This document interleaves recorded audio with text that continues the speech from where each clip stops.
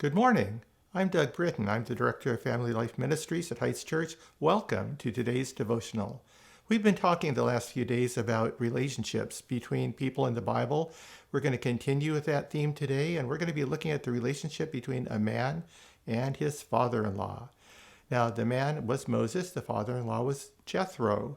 For many of us, that's kind of a scary thought to have a good relationship with our father-in-law. Hopefully, that's not true for you.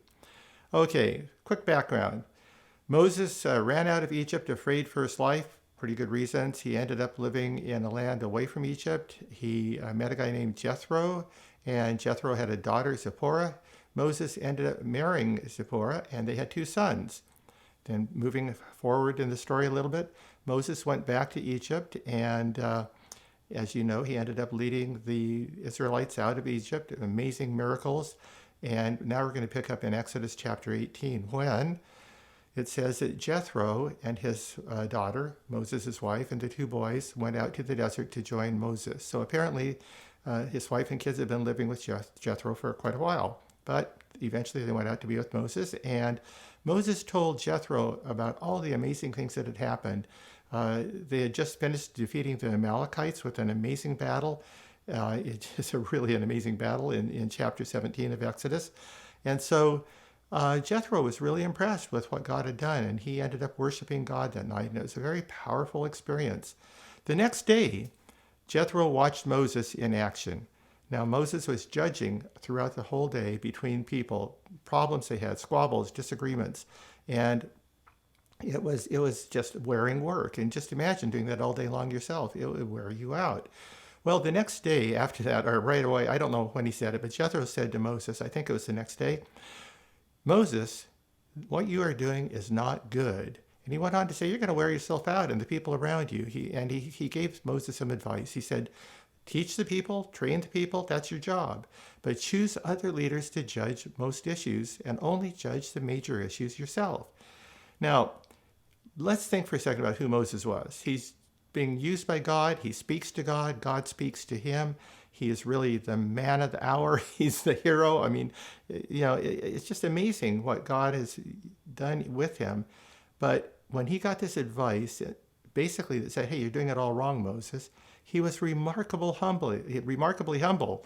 He was God's man, but he did everything Jethro suggested. So as we look at this story, there's so many things we can learn from it, but I want to focus on this aspect of Moses being humble and listening to advice.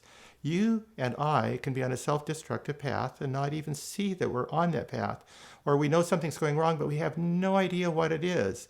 And the tragedy is sometimes the people around us, people who know us the best, can clearly see what we're doing wrong if we were just willing to ask for some advice or listen to advice. So we need to be humble and carefully listen to advice, especially advice to people who know us well, people who have wisdom. We might learn some life-giving information. Really good things can come from people who know us well. Now, I want to add to that, we don't want to necessarily take what everybody says. We listen to it, we weigh it, but we don't want to just discount things because so often we're so sure we're on the right path, even though it's not working. And we don't realize that we maybe need to back up and take a different path, just as Moses did. And then, of course, we want to learn to draw upon the skills of those around us and not try to do everything ourselves. So it's a pretty simple message I'm sharing, at least what I get out of this passage of Scripture. Again, Exodus chapter 18. Let's ask God to help us to be humble and to really be open to what he might speak to us through other people. I think about my oldest son, who was 17 years old at the time. I still remember I was working really hard. I was working two jobs. I was starting my own job. I was starting my counseling ministry. And I was working long, hard hours. I mean, really long, hard hours. And I had to fight to have a few minutes here and there with my family. And so my oldest son, Zach, said to me one day, he said, Dad, I see what you're doing. I know why you're doing it. You're making a mistake or a big mistake. And, when you're a 17-year-old teenager says something like that and has a ring of truth, you want to listen to it. So I just want to ask you, are you stuck in a rut? If you are stuck in a rut, look for Jethro. You might get some wise advice from a good friend who knows you well that is priceless and life transforming. May God bless you. Bye-bye.